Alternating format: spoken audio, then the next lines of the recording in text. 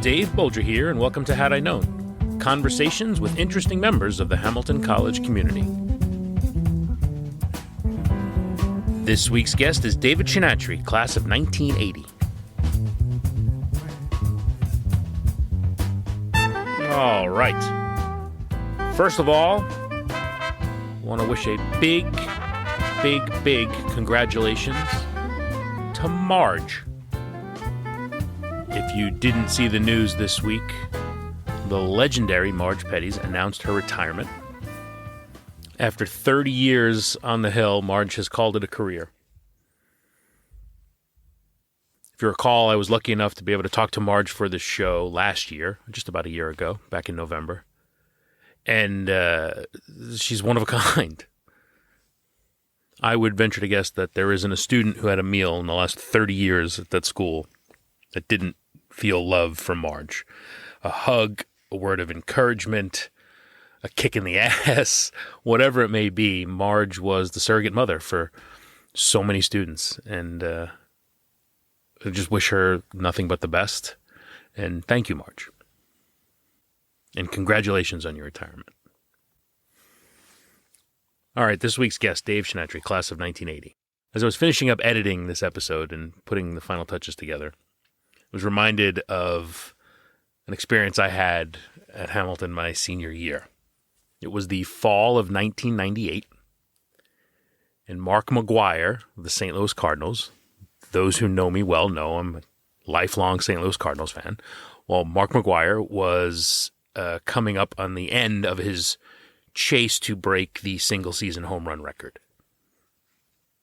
And in early September of 1998, McGuire was sitting on 61 home runs on the verge of breaking the record, hitting his 62nd home run. And now, that home run, whenever he was going to hit it, was must-see for any baseball fan, especially a Cardinals fan. Well, on this particular night, the Cardinals were playing the Cubs in a primetime game, and Elie Wiesel was speaking at Colgate, and as part of a class I was taking, it was highly encouraged that we made the trip to Colgate to go see Elie Wiesel speak.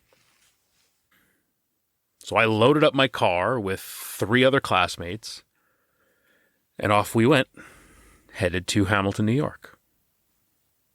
Well, I proceeded to get into a fender-bender car accident on the way to Colgate. And because we had to wait for the police to come, and it was a whole thing, everyone was fine. We were going to be late and miss most of the talk. So we turned around, and I took my clunker of a car with the dented hood now back to campus.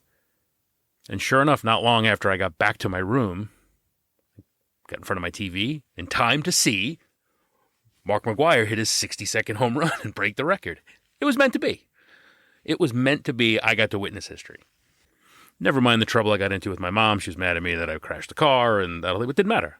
I got to see McGuire hit his 62nd home run. It was awesome. And it just made me convinced that if you're a true fan, you're destined to see history be made.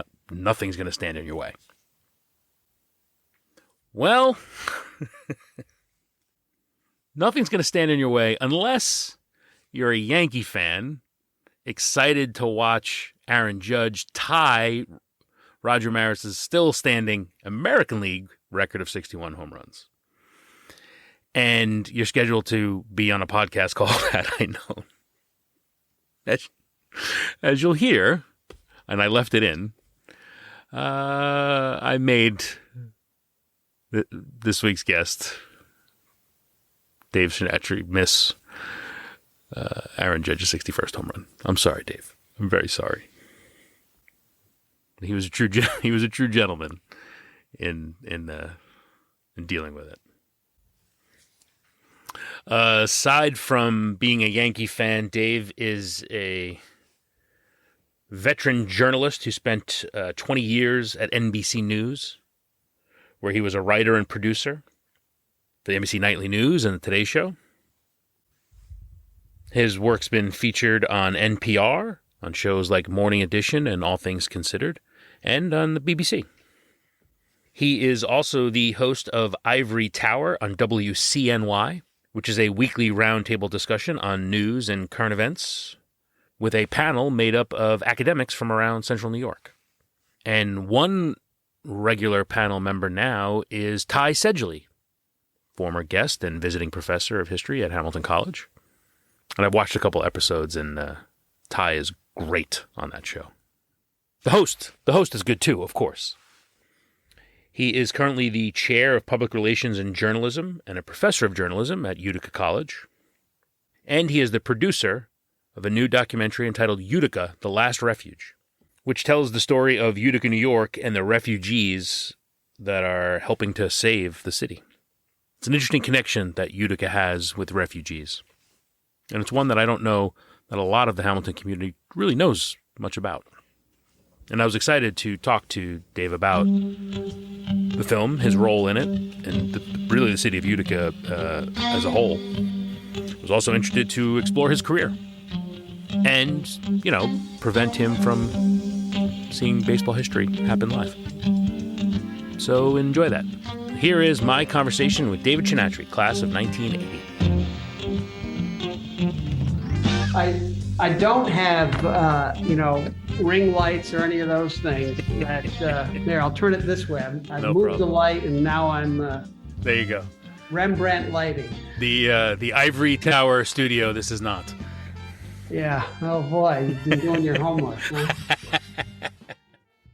How are things in Utica? Oh, Utica's doing, we're chugging along. The city, a lot of places, I think, struggled a little bit with the pandemic and businesses closed. But it's my favorite city. So. And you're a native, yes? I'm a native. Yeah, I grew up here. Sure. Yeah. Although I don't actually. I've just said it's my favorite. Actually, it's kind of my second favorite city. I am sort of partial to Boston. Okay. Despite the fact that I'm a Yankee fan and I'm checking my phone to see, my Yankee app to check in on Aaron Judge. If you need to take a break to watch his at-bats, I will completely understand it. Yeah. It's like when I had a conversation with Guy Hebert, the former NHL goalie, during a massive NHL playoff game. And, it went into like triple overtime, and I made him miss most of it, and I regret it. So if he hit 61 and I made you miss it, I won't live it down.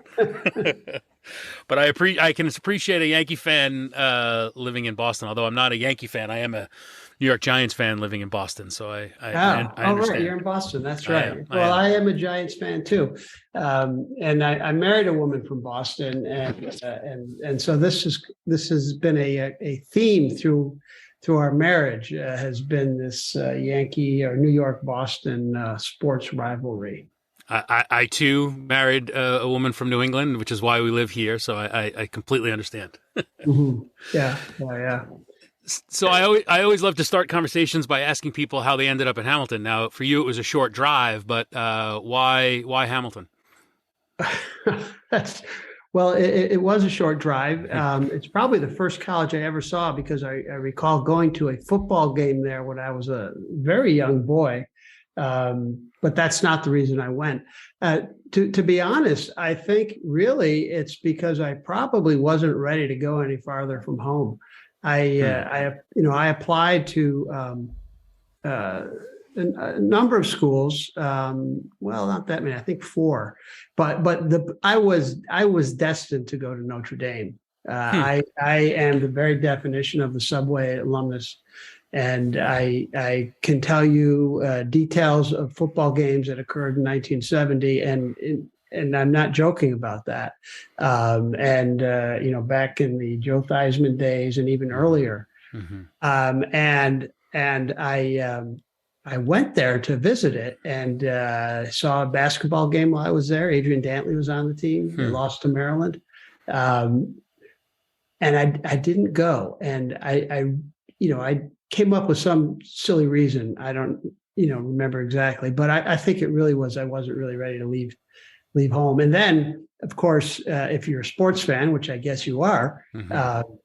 Those would have been the Joe Montana years. Mm. And I was watching a bowl game one day with my father. We watched a lot of football games together and would eat pistachio nuts. And I said at one point, just think, Dad, I could be there. I could have been there. And I think I said I could be there. And he said, me too, Dave.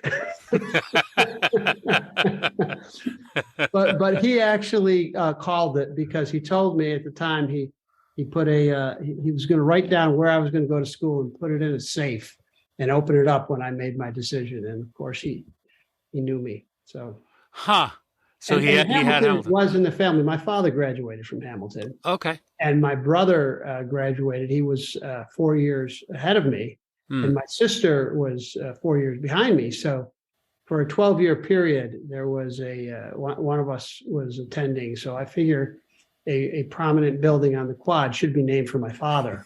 Okay. Yeah, that's right. That's right. And football games at Hamilton, very similar to football games in South Bend. They're very similar. Right. Yeah, I remember being very excited as freshman year. I couldn't wait to go to a game. And then I think over the course of my 4 years, I went to very few. Yeah. I can appreciate that Notre Dame tie as an Irish Catholic kid growing up in New York.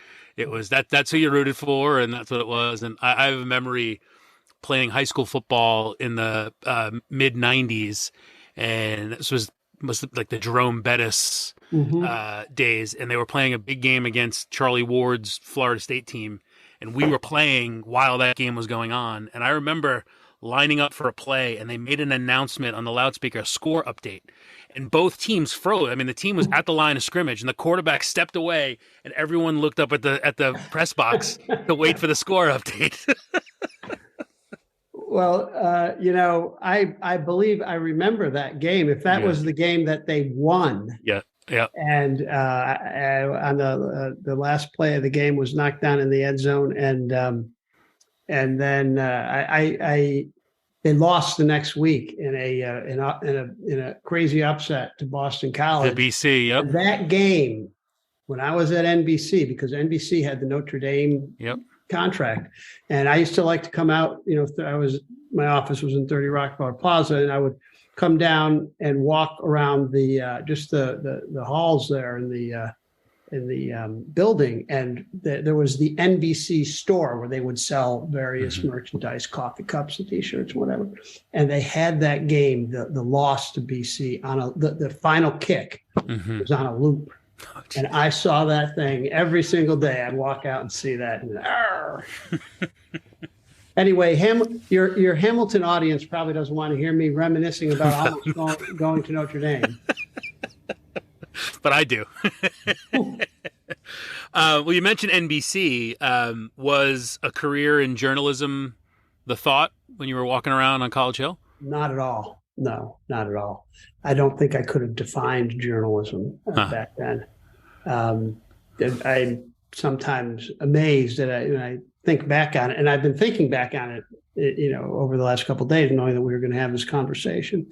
I really just I can't say I fell into it, but I certainly, when I was on campus, I really didn't think about it at all. And maybe a little bit towards the end, but then things just sort of worked out, as they sometimes do. What was there a dream, or was there a plan? No, not really. There was a lot of gee, I have no idea what to do. I was what my father called a closet pre-med, which is, I thought that I'll take the pre-med classes and, go to medical school, apply to medicine. But it's not that I really wanted to. I really didn't know what else. I just had no real imagination, I guess. My brother, I mentioned earlier, he was class of 76. He was in med school, and my father was a physician. And so sort of, I think everyone just kind of assumed that. And I took, I took all of those classes, actually. I took a lot of, I took all the pre-med requirements, but I was never really sold on the idea. And so I really didn't know, but I did eventually realize that was not the right thing. So how did you fall into it then? Well, I so I was a history major. I started as a history and biology major, and I dropped the bio. I think it was during my junior year. I took a lab class every single semester I was at Hamilton, and for half the time I was taking two, like all the pre-med kids did, right? And boy, when I stopped doing that, I realized there were a lot of other things out there, and I had much more time too. My senior year, I took, I guess it was the summer, maybe before my senior year or somewhere in there. I took I seem to recall that I took a photography class in Utica at the Munson Williams. My dad and I took it, and we built a dark room, and so I got interested in that. Wow. And I took photography with Steve Liebman was a professor. And so I took an intro photography class fall of my senior year, and I loved it. And I took another, intermediate class. I guess it was during winter study, and I really enjoyed that. And I took a film. There was one, if I remember correctly, there was one filmmaking class at Hamilton. There was a professor named Bob Nixon who was there for a year or two. And when we were in the basement of, I don't know, maybe it was List Art Center. It was one of the, on the Kirkland side, and sort of dingy little room. And I took this was really simple stuff. Had a 16 millimeter camera, and we made little films around campus. So I really enjoyed that. And I always, actually I talked about my father. My mother, probably when I was in high school, said to me one day, "You should think about communications." And I was like, "What the heck is that?" And but she had me pegged pretty well too. So that I was interested. I like this idea of media at that point. But it was really that film class. And I remember there weren't very many students in the class. I would bet it was maybe 8, 10 at most. And I remember thinking, "Oh, this is great. I love this. This could be a career." And I think everybody else was saying the same thing, And I said, "Well, if all 10 of us think we have a future, as filmmakers or whatever, maybe we're not really that good." But that eventually, a couple of years later, I started working right out. Again, I started thinking of these things only in the last couple of days. I hadn't really thought back on it in some time, but I got a job. My first job out of college there was a little production company right there in Whitesboro, run by a couple of Hamilton grads, I believe. I just went and knocked on the door and volunteered. And after the first day, they said, "Well, pay you whatever it was, $50 or something." And, I was a grunt. I would go around. I recall an early film. They were making a film for the United Food and Commercial Workers Union. And it was supposed to have this historical sweep. And there was a scene that was supposed to be, I guess, the Civil War, the Revolutionary War battlefield. And it was like the hottest day of the year in the summer. And we were in some field in Sequoia where they had, the soldiers being tended or whatever. And my job was to light a fire. And there was no smoke machine, and just somehow blow the smoke into the field of view for the camera. And boy, this is glamorous. But the magic of filmmaking, right? The magic of working behind the scenes. Yeah, right. So that was an early foray into it, and I did a few others, and then I guess business right up, because I know that they had to. They made a choice. They said, "Well, one of you guys has to go." I guess it was me, and then several other things. But I ended up going to graduate school. A year later. For journalism? Well, no, not exactly. Okay.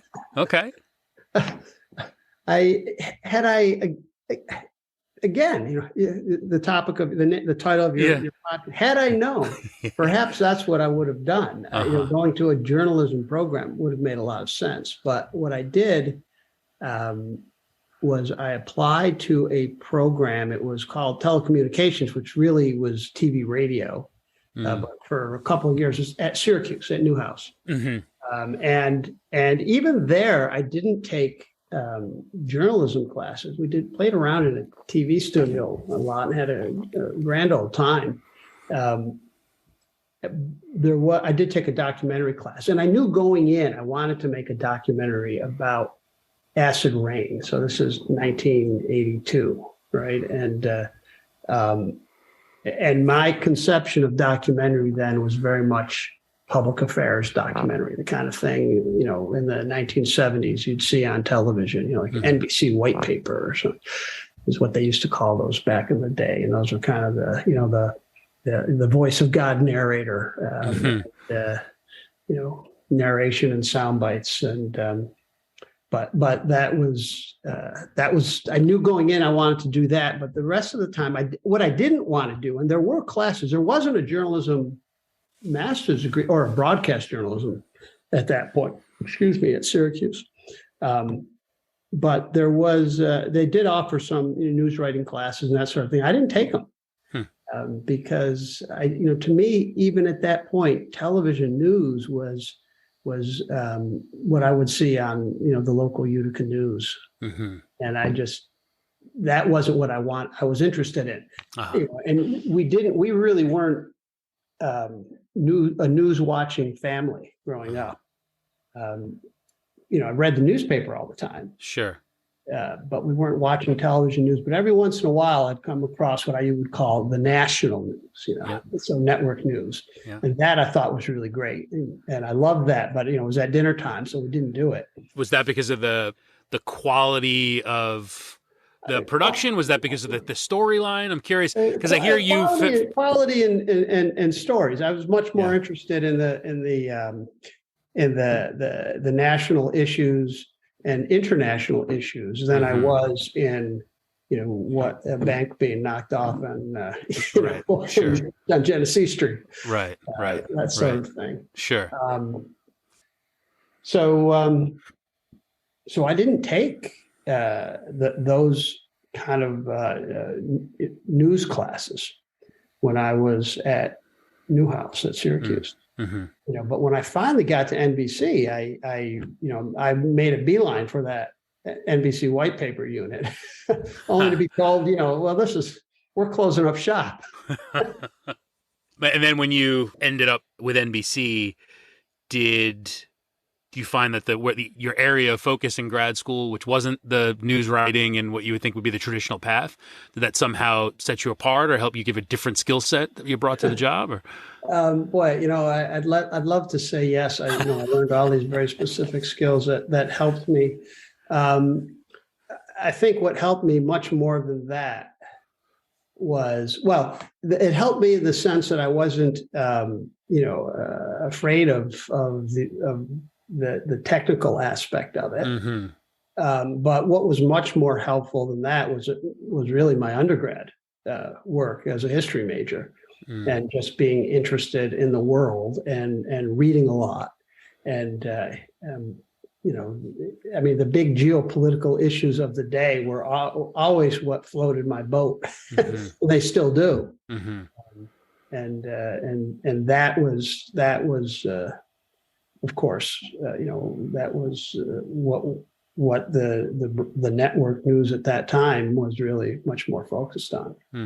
And how much of the job was trying to go find where the story was? I mean, there are the headlines and the big stories of the day, but then uncovering more to them and so forth. Was that a big part of the job of chasing? Well, I mean, I had different jobs, so it's not like I came in and I started as a producer. I mean, I sort of started on the wrong end of things and had to figure out how to work my way over there. And certainly, given what I did as a story producer, it was most of the time I had to find those stories, whatever we were looking for. But often, it's certainly true that broadcast news is derivative of print, and that was absolutely true there. Mm-hmm. And so that would be a place where I might see something that I would find interesting and then follow up on it, to find how it might work for us and for our program. But of course, also just by being informed and reading a lot, you'll see things, think of things that may be kind of intriguing that aren't necessarily, here's a story in the paper, but you read enough stories and some thread comes out of that, some theme that might be an interesting piece. And then in some ways, even far more difficult than print, because not only do you have to have an interesting story, but there has to be a visual component to it that helps tell the story. The tyranny of the picture, as a friend of mine used to call it. And good broadcast news, and there's not as much of it now. People can argue back and forth about television news, but sure. Certainly what we were trying to do back then and what we really focused on, and you don't see it so much anymore. And I have to confess, I don't watch a whole lot of broadcast news nowadays. You're not alone. but no, right. Absolutely. You wanted to have specific, we'd say specific video. You wouldn't just use what we'd call wallpaper or generic video that is sort of related to what the story's about, and you just throw it up on the screen and while you're listening or you're having a soundbite, you're talking to somebody. But it was very specific. If you're talking about something you're showing, you're not showing the dog when you say dog, but the video enhances whatever the comment is, or the other way around. Yeah. And so that was always a challenge. You had to figure out how to tell a story in terms of picture. And we'd say you write to picture. And that, that's a real skill, and it's not easy to do. You often frame your stories in terms of the video that you would have. And it's hard to teach too. I have trouble with that. And the truth is it's not done half as often as it used to be. But you didn't want to just put up any old video. You wanted to have something specific and then frame your story through what that video is. You mentioned teaching it and sort of the evolution of broadcast news. It's a far different media landscape now than when you were working at NBC. What are you teaching? When you're teaching this next generation of journalists, they're entering a media landscape that's far different. What are they preparing for, and how are you teaching them? Well, that's a great question, and it's it cuts right to the heart of the issue. And the truth is, our program right now, we teach a lot less of pure journalism.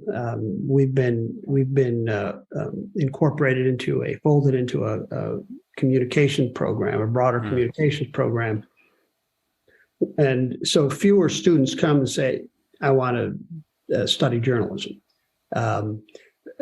We teach them the sort of the basic truths, how to report, how to find information.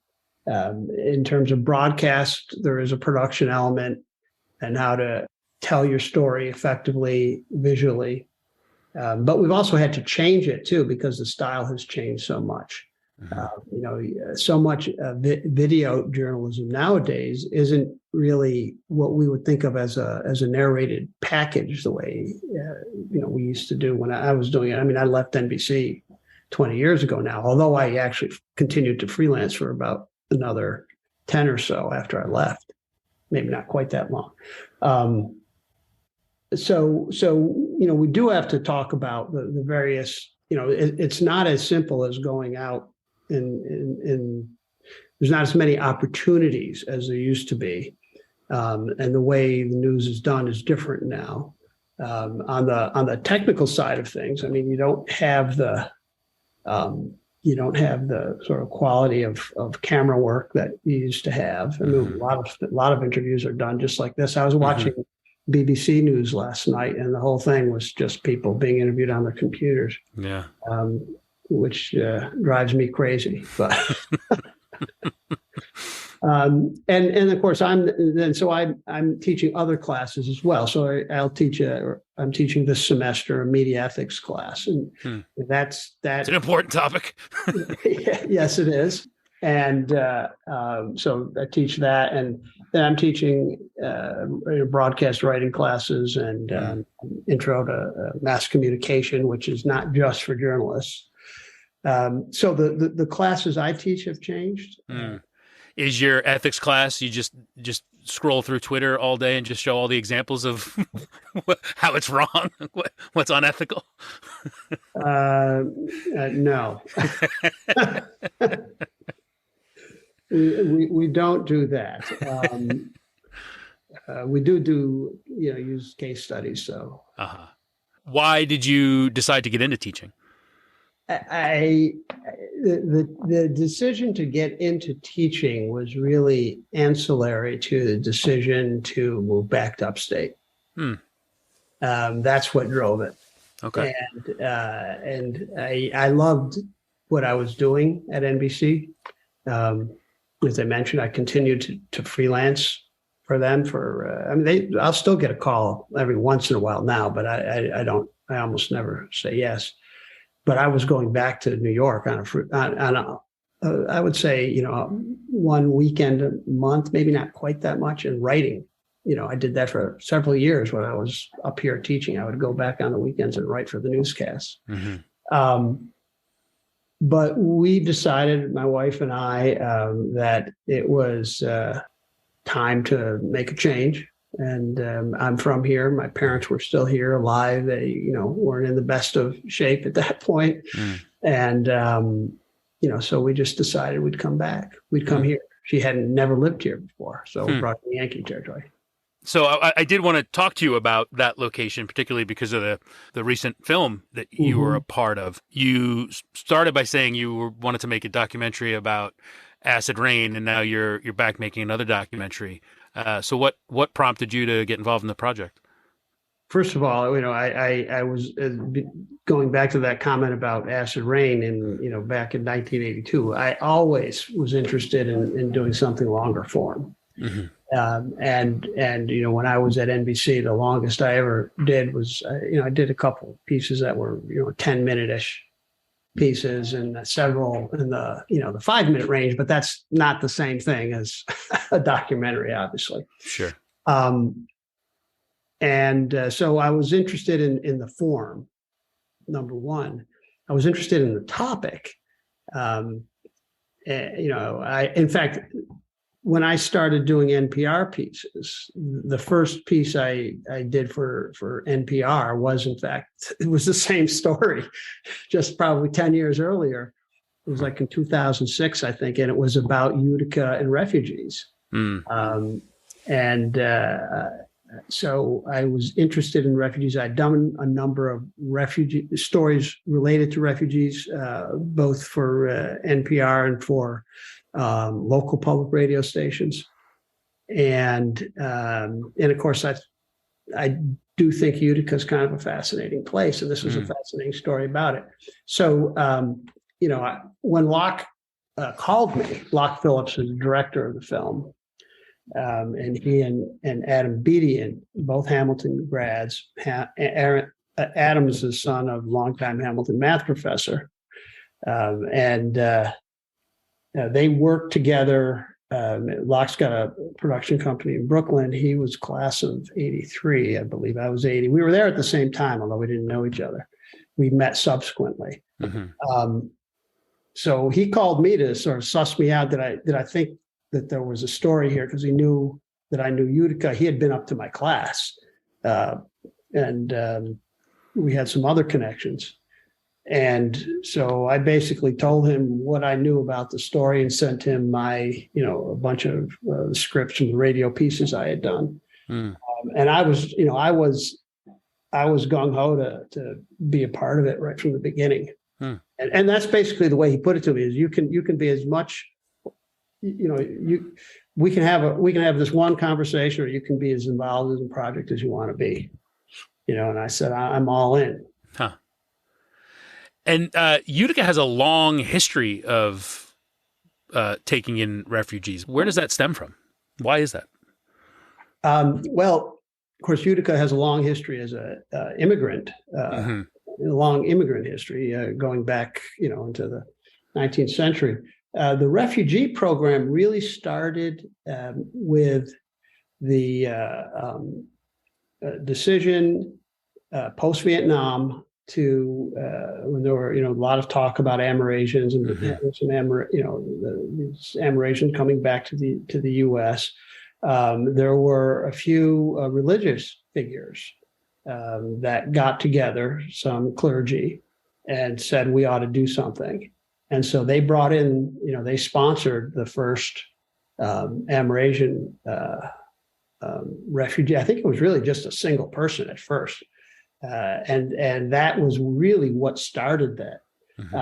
And then there were, some others came, and it became a hub, actually, for that whole time of immigration. With Amerasians back in the late 70s, early 80s. And a lot of people came through Utica. They weren't necessarily coming here to settle, but it was some of the facilities here were used. So that kind of got the ball rolling. And there was a smallish group that was working to bring people in, and then they actually formed the what we always call the refugee center. It's not its former title, but and then so there was a steady stream, but not a huge influx. There were the Vietnamese, people from Southeast Asia, and Russians, some Ukrainians actually coming in through the Lautenberg Amendment. People who were persecuted in the old Soviet Union. So there were some coming here. There's a Russian population in Utica, Russian Pentecostals, actually.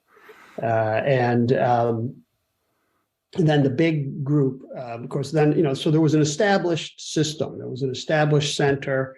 And when Yugoslavia broke up and we had the Balkan Wars, the Yugoslav War, and that was the big impetus there. Then thousands, about 4,000 Bosnians came over the course of just a few years, and they've transformed the city. I mean, if you drive through parts of the city, I mean, you can tell, that's a Bosnian house, that's a Bosnian house, because there's a very distinctive stucco style of architecture that they have, in the exterior. And from what I've read, they've, as you said, transformed the city. Even as they've built up wealth in the family, they stay. They don't leave the city. And I think it's kind of like any immigrant community. There's going to be people that they stay and they're close. They're close knit families, so they may not go that far. And the second generation has moved into the professions and. So there is that aspect of it, but some people are going to leave, and some people, for that piece I mentioned earlier, the NPR piece back in 2006. I recall that the soundbite right at the end was with a guy who moved. He stayed in the area, but he moved out of Utica, and he said, we're just like everybody else. I bought the school system. He moved to the suburbs. He said, I bought the school system. So it's just like anybody. The same immigrant story that every immigrant family tells. Yeah, sure. And so there's a real core of Bosnians, and people point to the large mosque right next to City Hall, the Bosnian Islamic Association, but it's not the only one. There's actually, I believe, 3 Bosnian mosques. Mosques that mostly, serve Bosnians, not just, but there's certainly an ethnic component as to who goes to what mosques. There's a bunch of mosques in Utica. And in terms of the film, now this next wave of refugee, what's different about their experience, or is it, and sort of what did you learn through that process? Well, so I mean, there have been a number of waves. So the Bosnians I mentioned were the first really big one, but there were Russians before that, and, Mm-hmm. Vietnamese, Cambodians. The next big wave was Karen. So in Myanmar, Mm-hmm. which is comprised of a number of different ethnic groups. The Karen one that have been, there's been a war with the central government, going on for ages. And so many of them have left, go to a refugee camp in Thailand and come to Utica. And now more recently, so the Karen are the second biggest group. More recently, we have people from, aside from what we're having just in the last couple of years with, Afghanistan Mm-hmm. and Ukraine, which is actually a different program. Now there's more, there's people from Congo, some Somali, actually there's a fairly sizable Somali community, Somali Bantu. So there are differences. And I think some of the differences are probably the level of development in the country that they're coming from. I think affects to some extent the ease with which they adjust and assimilate into American life. Mm-hmm. There's also, there's certainly a racial component to it as well. That I think that if you cut right down to it, Bosnians are white. Uh-huh. And obviously someone coming from Somalia is not, I think that they may have more struggles because of that. Mm-hmm. Mm-hmm. And there's also, there's a number of people. One of the people we had in the film, a woman who's from Sierra Leone, and she actually is really quite interesting because she came through grew up in the Utica school system. Came here, I think she was 13, went to Utica school systems, and ended up she's now a teacher in the Utica schools.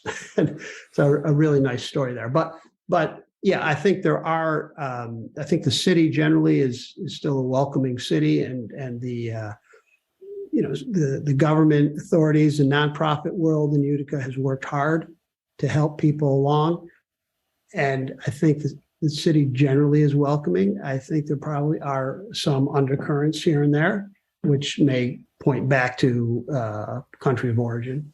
Mm-hmm. Mm-hmm. How do people see the film? Well, I wish it were easier. So right now, the film is not available for streaming. Mm-hmm. We've been trying to set something up, hoping to get a distributor. It's been accepted into a number of film festivals, and we've been taking it on the road at sort of small scale, taking it to colleges, universities. We are about to start working through an educational distributor who can, so if someone wants it to show it at Notre Dame, let's say, then they'll be able to do it through that. We're still hoping to get a wider, distribution via distributor. The public television station in Syracuse, well, also in Utica, WCNY has told me that they'll broadcast it, and we've been holding off on that. We're just trying to see if we could get another deal set up. Mm-hmm. We still hope to get public television, on a national scale. We've been knocking on all those doors, and I say we. I shouldn't say we because I haven't been knocking on those doors. That's really Locke. Okay. Has been Locke, and also a lot of help from Lee Ray. So who I think was Lee Hamilton, Ed Hamilton back in the day. Classmate of Locke's. I didn't know her either back then, but she's been a great help. Okay. Well, good. Well, if anyone listening can, help the cause, we should make sure that happens. One of the things I wanted to talk to you about as it relates to Utica, and you certainly have a unique perspective on this as coming from there, have returned there and having gone to Hamilton, as I've done this show and had a lot of conversations and done my own reflecting back on my time. I personally didn't really discover Utica until far too late in my time on the Hill. I was a senior. I ended up having a job in Utica, and that's what brought me there. And I said, oh, there's a whole other world out here. And I suspect that I'm not alone in that sort of experience. You're laughing, so I guess I'm right. I'm just you're absolutely right. It feels like the students on that hill should be able to get off that hill and experience what is a truly remarkable city. Yeah, well, you know what? We're talking about Hamilton. I'll talk about Utica, but one of my buddies from Hamilton just texted me an icon of a judge. So I'm assuming. Oh no! I'm assuming Judge Homer. Oh no, Dave! I'm so sorry. Checking my Yankee app right now. Oh no! That's funny. Quickly switching over here. Anyway, I'm sorry. I'm sorry. Sorry. No. So you're right. I mean, very few people from Hamilton College went to Utica. Those that did, looked down their noses at it. I certainly was aware of that when I was there. And of course, I showed up at Hamilton as a 17-year-old kid whose world was Utica, right? So I was not exactly the most worldly young man, and I would tell my buddies about this place, and they would just laugh at me and tease me, and they still do. All right, including the guy who just texted me, so they didn't really get around and see it, and of course, the city went through a really rough period.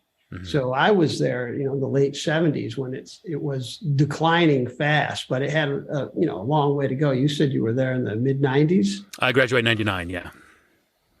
So that was the nadir. I mean, like the mid 90s, the city was burning down.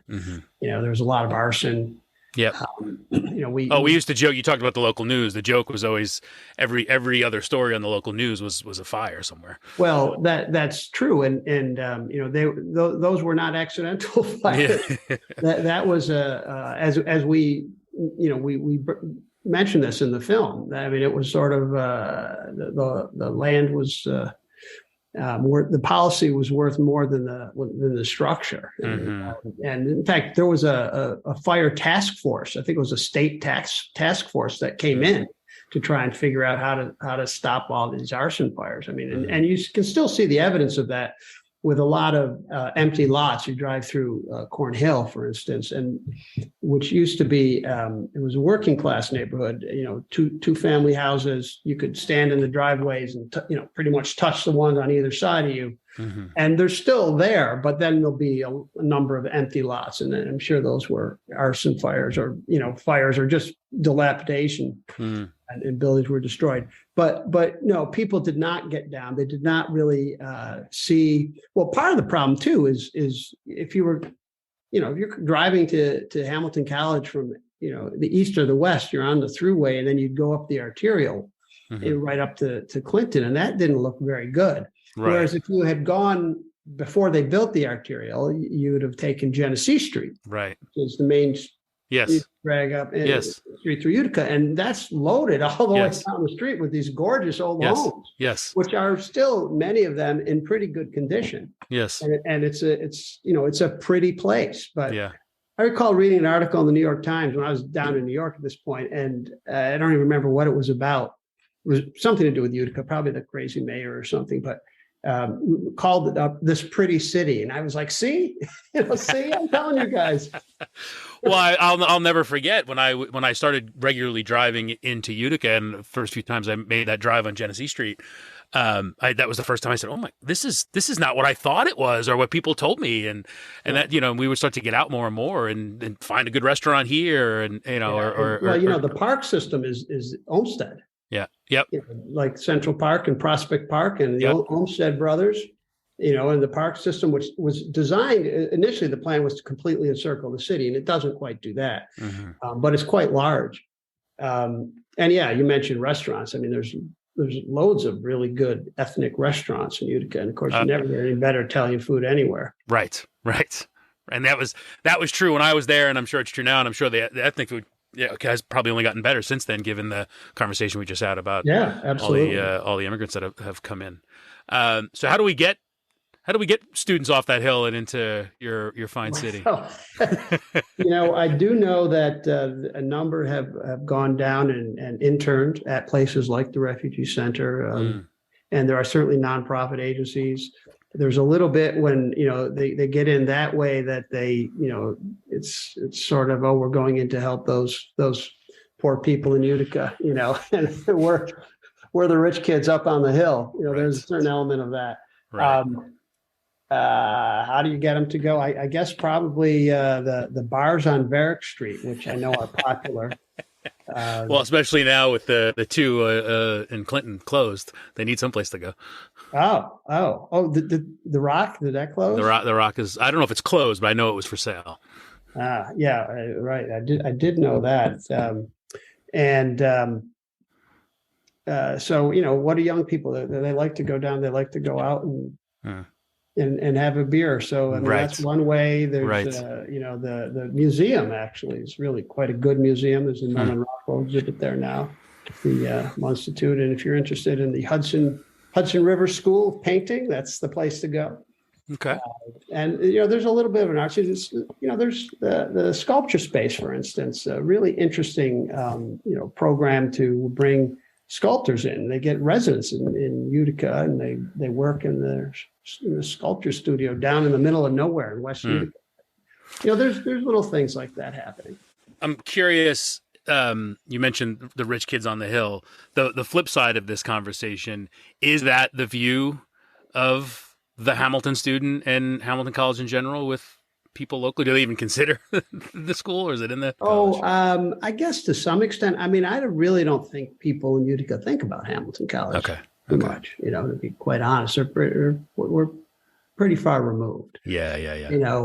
And it's not like there's like Colgate. There's a Division I football team you might read about in the paper. You don't really have that with Hamilton. Well, you mentioned one bit of something you wish you had known, but if you think back to making your short trip up to the hill and thinking about across your remarkable career, is there anything back then you wish you had known other than taking journalism classes? I wish I had explored the curriculum more. There were definitely classes I should have taken, certainly for the career I had. For instance, I never took economics when I was at Hamilton because I was always taking 2 science labs, and I'd see all these guys with that big Samuelson textbook, and it seemed like they were always working so hard. And I was like, I don't think I can take that. I just, I can't fit it into this schedule because I got to do these other, organic chemistry. Well, I shouldn't have been doing organic chemistry. That just about kills me. Right. So I wish I had explored the curriculum more. I wish I had gotten over to the Kirkland side and taken maybe those art classes that I did take, the photography classes, a little sooner. I wish I wish. I mean, I could have. Look, I was 18, 19 years old. I studied in the library a lot. We spent hours and hours and hours. We all did. And, go to the pub or go to somebody's room and listen to Grateful Dead albums and drink beer. and there was more to life than that. But it seemed pretty good to me at 19. Sure. So I do kind of, look, I don't want to give you the impression I'm going around saying, oh, I blew it when I was in college. I mean, it's not about this a lot, but other than, this conversation. But I can't remember going to hear anybody speak at Hamilton. Sure, I did. I must have. But I know colleges, and I'm sure Hamilton was always bringing in interesting people. Right. And I probably didn't even pay any attention to that. Huh. I was so focused on, I do remember going to, well, I didn't know if I heard him. I remember George McGovern came to our fraternity. And we got to ask him questions. And Interesting. So he obviously spoke on campus. I do recall a buddy of mine asked him about Hunter Thompson's, Fear and Loathing on the Campaign Trail. And McGovern said, well, you have to understand that he lapses into fantasy. When McGovern said that about Thompson. Huh. I don't know. I think, probably I was a little, I don't know, intimidated is not the right word, but I probably was in my shell a little bit, maybe the first year or two, and needed to come out. Certainly by the time I was a senior, I was fully enjoying life and on the Hill. Sure. You mentioned interesting people. You regularly get to speak to interesting people, especially academics on your, I mentioned Ivory Tower, and in the show Ivory Tower. And that show's had quite a run. How long do you intend to keep that run going? Great question. The show, we just had our 20th anniversary show. We did a live hour-long broadcast a couple of weeks ago. I wasn't there for the first 14 years of that. I took over as the host 6 years ago. Now I'm just about finished with my 6th year. I don't know. Haven't really put an end date on it. Hopefully they won't end me. I like doing it. I love the conversations we have. I enjoy even more the conversations in the green room before we go on the air. Excuse me. And there's no shortage of things to talk about. It certainly does keep me paying attention to the news and what's going on in my old field. Sometimes it's nice to step away from that. It can be exhausting. Certainly the last several years have been.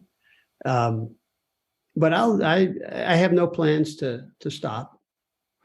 Do you find it hard? We had a Hamilton professor, by the way, to our panelists. Ty Sedgley, his former guest.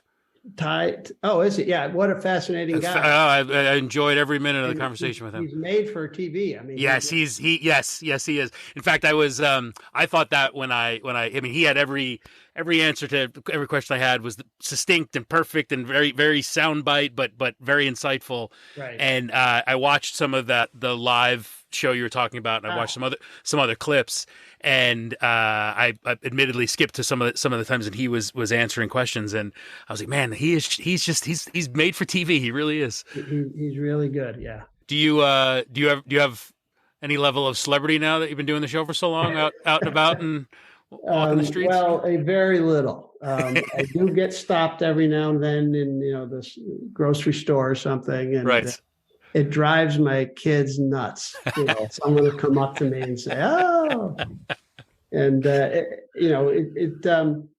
was starting to happen, fairly regularly, and then the pandemic hit, and no one could see anymore. I sometimes I think people kind of looking at me like maybe it's just my ego thinking they're looking at me.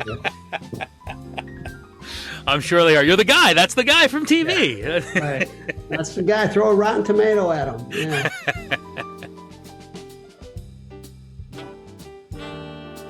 All right. That's David Chanatry, class of 1980.